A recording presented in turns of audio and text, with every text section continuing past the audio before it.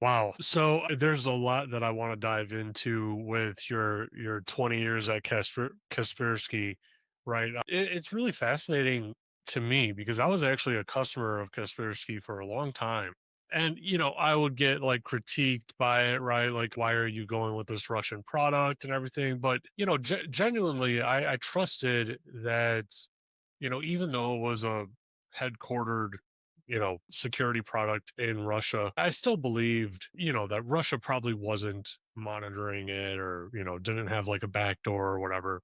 I did trust the product and whatnot. And I want to maybe backtrack just a little bit, right? When you were researching the malware, did you ever research, like Stuxnet or any of these like infamous pieces of malware or hacking tools even, right? That was, disclosed by Snowden potentially. Did you ever like reverse engineer any of those? What was it like potentially if you did? Me personally, yes. Again, not a lot. I'm more focusing on kind of a leadership or guiding the guys of where to go and why to go there, and not only that. But again, my team, my folks, they did a lot of reverse engineering of those kind of an APTs, and it was one of the most sophisticated stuff have ever seen in our lives. Again, the most interesting, and one of my colleagues called it like we're doing paleontology.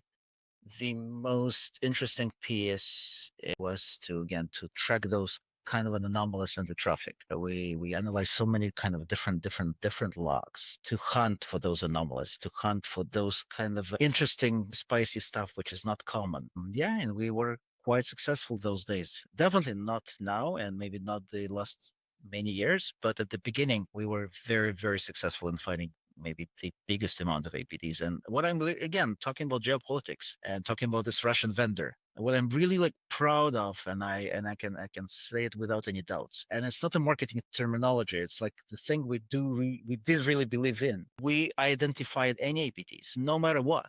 We identified a lot of Western APTs. We found out a lot of Russian APTs, Ukrainian APTs, Middle Eastern, Chinese, North Korean. We didn't really care, like at least at the beginning, and maybe like people in the West, they looked at the Kaspersky and thought that, what are you guys doing? Like, why are you doing all this? And at the beginning, and we didn't monetize it anyhow. We didn't even had our own Kaspersky threat intelligence service. We launched it after a few years, but it was kind of I saw it, at least on my level. I saw it kind of a Robin Hood of internet. Didn't care like of the origin of the this kind of a state sponsored attack. Our main goal was to protect our customers. Our main goal was, as soon as Kaspersky had customers all over the world, as you saying, and I appreciate this a lot. Your trust, it means like a lot, at least to me, who was like almost 20 years at Kaspersky. Thank you for this. So Kaspersky had the customer base all over in the US, in different Western countries, in Europe, of course, Russia, Middle East, Latin America, all over. We had those days, we had so huge telemetry, and it was interesting to analyze this telemetry. Yeah, I bet. I remember when I was doing my master's program in cybersecurity, one of the most interesting classes for me, because it was pretty challenging, was the malware reverse engineering class, right? And I mean, like, how cool of a class, right? If you're gonna nerd out, like that's like getting thrown in the deep end, and now you're immediately trying to figure out, the ins and outs of a piece of malware or whatnot. And I actually remember, during my master's program, I applied to Kaspersky. I didn't get the job or anything. I didn't even get a phone call. But, it was widely known in the industry, even at that time, that like, you want to do, some cool stuff. You want to go do malware reverse engineering. Like there's two players. Kaspersky's the best one.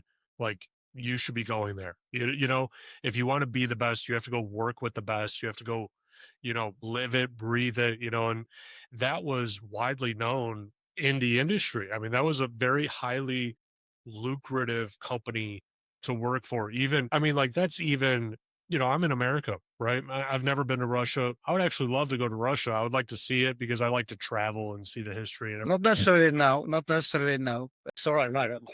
But when this whole shit will end, definitely, yeah. it's a beautiful place. It's a beautiful place. Trust me. Yeah, but I say that as coming from, an American looking at a Russian company and saying like, yeah, I want to work there. I mean, like if they would have offered me a job in Europe or Russia or something at the time, I would have been like, all right, bye mom, I'm going, like, it doesn't Sure, matter. respect. Respect. I'm so happy to hear it. Listen, in this global research analysis team, definitely we had guys in the US, and maybe you know some of those names, quite pretty famous people in the industry. And I was pretty proud to work with those guys, to recruit those guys. Unfortunately, we didn't recruit you. Yeah, my fault. You can always blame me about this, but yeah, it was a great honor to be part of this still Russian company, having working with like people all over the world, including US, East Coast, West Coast. Kaspersky back in those days, we did have a bunch of offices in the US. That market, for of course, was like very important market for us. But then all those geopolitical tensions started. I don't remember 15, 16, maybe I'm wrong already. But yeah, when all this geopolitical tension started, that's it. Goodbye. And still, even after I left the company in 2022, we still had for 1 or 2 more years several people working in the US from a research perspective, not only business, not only kind of sales, but also a few researchers still worked at the company even after 2022. So, in America, right? This is like pretty well known. I'm not saying anything I probably shouldn't say or whatever, right? But in America, when a research team at say Microsoft or Google or Apple, whatever, right? When these research teams go and find, let's say, a 0 day, there's a backdoor communication to the NSA, to the CIA, and they always say, hey, I found this thing. Can I disclose it? Right. Or can I patch it? Now, me personally, I would assume a similar thing happens, at Kaspersky, right? In Russia. I don't see why not. But did anything ever like that ever take place? Because it would make sense, right? Like Russia's operating in the best interests, theoretically, of the Russian people. It makes sense for them to be plugged into the research side of that world of that company. Was anything like that ever take place, or anything that you could even talk about? I don't want to put you at potential risk of saying something. It's first of all, no worries about this. Second, again, I don't have it handy, but we did have a bunch of 0 day announcements to vendors, like certified by Google or Microsoft. So they acknowledged my great guys for those findings. So we report those 0 days to the vendors. And again, answering your tricky question, I'll tell you, like, at least I don't know. Again, my guys, and I know it for sure, my guys at the Global Research and Analysis team, they reported to the vendors any findings, and they never reported to any kind of agencies anything like this. So it was and yeah, I trusted this to my team, and I can't say anything for the rest of the company.